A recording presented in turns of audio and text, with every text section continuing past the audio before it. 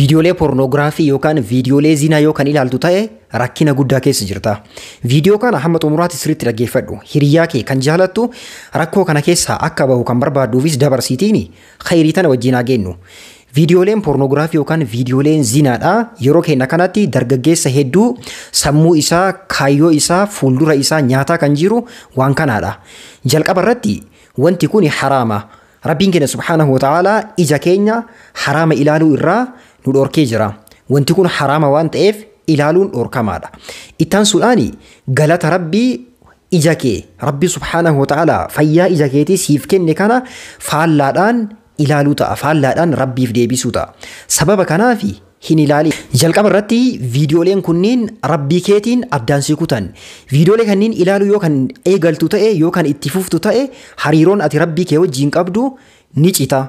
Kaayyoo kee kan fuulduraa, kaayyoo kee kan har'aa, hariiroo nama wajjin qabdu waa hunda keessaa si baasa.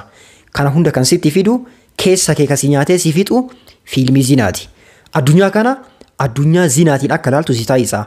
Haadhatee, obboleettiitee, fira kee kasitti dhihaatu shamarran hunda yeroo argitu ija zinaatiin ilaalta. Ija gaariidhaan ilaaltee hin dandeettu. Akka nama gaariitti waan gaarii nama wajjin haasa'uu hin dandeessu. Kana mara kasi keessaa nyaatee fuudhu eenyu fiilmiilee kanniini jechuudha. Rabbii keetii jedhi fuuldura kee ilaali. Har'aa keellee ilaali.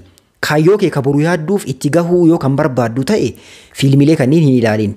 Viidiyoolee kanniin ilaaluun rakkoo kanniin hunda sitti geessa. Rabbiin anaafis isinillee waan kana ilaaluu irraa nu haa qabu. Hin ilaalina adaraa.